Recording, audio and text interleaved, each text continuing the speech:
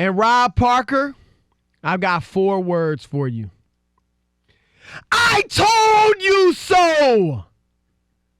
You started off this year, LeBron James is old. He's in his 17th year. I'm telling you, he's going to fall off. He won't be the same. I don't want to hear, the summer off. Last time LeBron made some declarations, he was saying, I'm in playoff mode and I'm about to take off. And then what happened? They lost to Memphis. They lost to Atlanta. He couldn't get them in the playoffs. Where was playoff activation? Rob Parker, LeBron James is doing work. He is leading the Lakers, as you know, to the best record in basketball, 12-2, and marching through everyone. I'm amazed how someone in his 17th NBA season, someone with more than 3 years worth of playoff games, 3-year full NBA seasons worth of playoff games, is doing what he's doing. He's obviously been one of the best players of all time throughout his career as a small forward, even as a point forward. But now, at 35 years of age, or about to be 35, he decides, let me play point guard. And you know what? He becomes the best point guard in the NBA. He's darn near, the only thing he's not doing that Magic used to do, he's scoring more than Magic, obviously, but beyond that, he doesn't have the no-look passes of Magic Johnson. And when he does them, they don't look nearly as good as Magic's. But outside of that, the effectiveness of his passes, averaging 11.5 assists a game, leading the league, he's passing like magic. And last night, he became, this is amazing to me, the only player in NBA history, the first player in NBA history to get a triple-double against every single team in the league. That is incredible. Last night, in their victory over the Thunder, LeBron put up 25 points, 11 rebounds, 10 assists. Now, he did have 7 turnovers. He wasn't perfect. But it was an impressive feat. That really Who'd they beat last night? The Oklahoma City Thunder. Okay. And here's the deal. I, as you do, have no doubt in my mind that Michael Jordan is the GOAT. And I don't think LeBron can pass him. I have LeBron second. But there's an argument. All you millennials, I'm going to give you your argument for LeBron James of why you can say he's the GOAT. He's not. But there's an argument to be made, particularly, and maybe in my view only, if he finishes off this season by leading the Lakers to the title. He will become the first player in NBA history to lead 3 separate franchises to championships. And Kawhi could do it if he leads the Clippers this year, but kind of do it. Because obviously, you know this, Rob, even though he was the finals MVP with the Spurs in 2014, I think he would get credit. Maybe. He would get credit because he was the MVP of the finals. Yeah, but he wasn't the best player on the team. I disagree with that. I think he would get credit. Was he the best player on the team? I think he would get credit team? Because he was the MVP of the finals. He would get credit. Andre Iguodala led the Warriors to the championship in 2015. Are you going to say that? Did you say that Kawhi didn't lead them, or why did he get He didn't lead them. He didn't lead them in the championship? No, he didn't lead them to the championship. That's a whole season. I'm asking you during the finals. He was not You look at the numbers. I'm asking you, why did they vote him? I don't know. Okay. But you could have given it to anybody. I think you could have given it to Tony Parker, Tim Duncan, or Manu. I think you're nitpicking. No, hold on. I disagree. I think if Kawhi would have won the championship again this year, after what he did in Toronto, after what he did in Toronto, and then he came to the Clippers, another franchise that had never won jack. We're not talking about Toronto. I'm just talking about if you were to add those 2 years and then you go back and go, and he was the MVP back with the Spurs, people would be like, that dude is the cat's meow. They wouldn't go, well, he wasn't really the best player on the Spurs. I never said that. What are you putting words into my mouth? I'm just saying. Of course, he is the cat's meow. I'm not dissing Kawhi Leonard. I'm just saying it's debatable. I don't even know if it's debatable.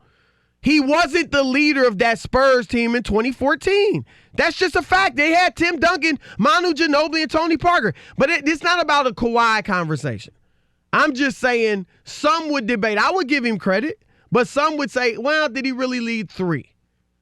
But I'm going to give you millennials after Rob Parker speaks an argument for LeBron James. He's adding to it if you want to think he's the GOAT. But let's let my man Rob Parker in. What do you think? Chris, as usual, it's a premature declaration by you. This is what you do all the time. LeBron's off to a great start. We're 13 games into the season. This is fantastic.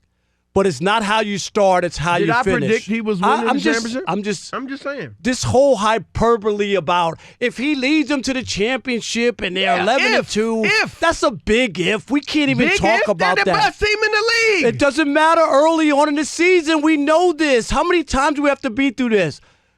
Kyle Allen, you were ready to dump Cam Newton. No, if you're going to come at me with facts. I'm just trying to James Conner with Pittsburgh. James Conner. Oh, yeah, James Conner. Who needs? Didn't he ball last year? No, but where's he now? My point is, it's too premature. This is who you are. You can't help it. You always overreact early. LeBron's got a long way to go in year 17. Chris, if he keeps this up and they win the championship, then I'll have that conversation. I just think it's an overreaction to early season. It's not about when they played the Clippers without Paul George and LeBron played in that game. They didn't win that game. Yeah, they lost 2. Right, I told you, they're 12-2. Yeah, okay, but they lost that game. He should have won that game. No Paul George. It was the first game of the year. He was rested all year. What happened in that game? Overreacting to one game? No, what happened to the Clippers against Phoenix? I'm just throwing that out there. I'm not saying they're going to win every game. With and I see what they're doing. All right. All I know is at the end of the year when they win the championship, and you'll have to eat crow about your LeBron James, and you come up with, LeBron got hurt before he was playing. This is what happened last year, Chris. Do you remember? When they got off to that start and they were winning, and then Chris they didn't get off to a good start? No, I'm talking about when they started winning in December. They beat the Warriors. They really were fourth? No, but I'm talking about... You seem to deny that every time I bring it up. They really were fourth? No, but my point is... they really were winning? No, my point was... You just contradicted your whole I'm not. statement My from point last is you do the same thing all the time. You did it last year. Oh, they were fourth, but then LeBron got hurt. If LeBron gets hurt this year or tires out or something, that'll be your argument. What do you expect? This is year 17. What do you expect? He played well. He just got tired. He just got hobbled. What do you expect?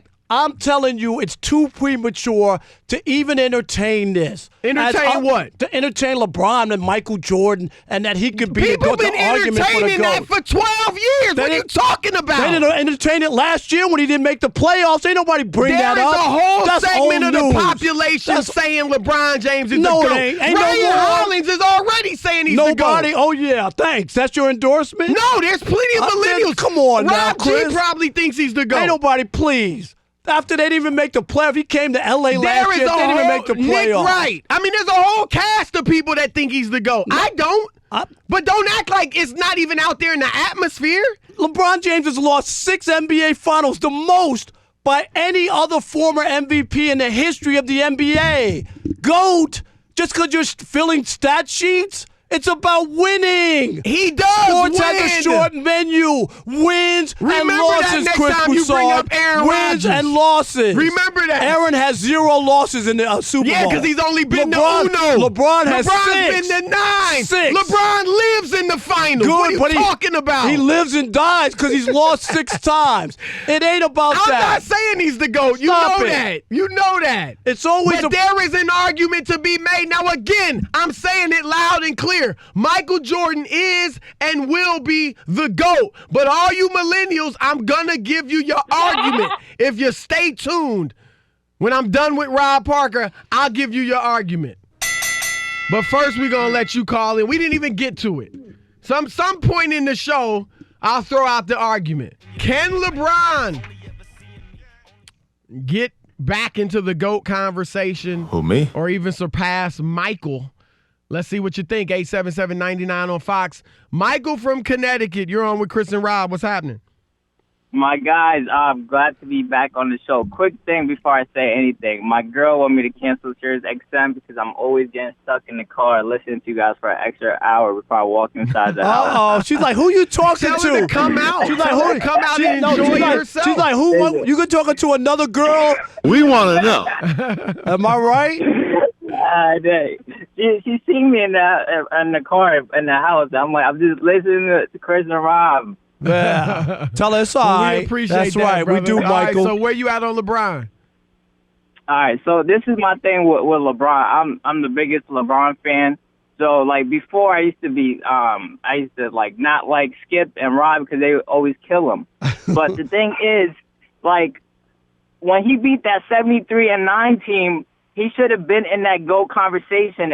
If that doesn't do it for you, I don't know what does it for you. Well, he's in it. He's in the conversation. I mean, we always have the conversation, so he's in it. But do you think he has passed or could pass MJ? I'm with my boy Shannon. I think he passed him already. Yeah, I can't go with you. I just there, can't, but Michael. What's the argument? You just that was it? That he beat the 73-win Warriors, or? Say this, right? So the biggest knock against LeBron is that he is 3-6 in the finals, right? And before it was that he couldn't hang in the West. But if LeBron's whole career was in the West and he made it to the finals, I think he'll never lose in the finals as well, right? Well, but I mean, Michael, if you just go by the record, had he been in the West, with those teams, he would have made the finals 3 times. But Michael, He might be 3-0, but the flip is the other way is the reason he's made all the finals out of the East is because it was weak. Right. So that works against him the other way, doesn't it? Yep. I think I so. agree. Bob in Naples, Florida. You're on the Odd Couple, Fox Sports Radio. What's up, Bob?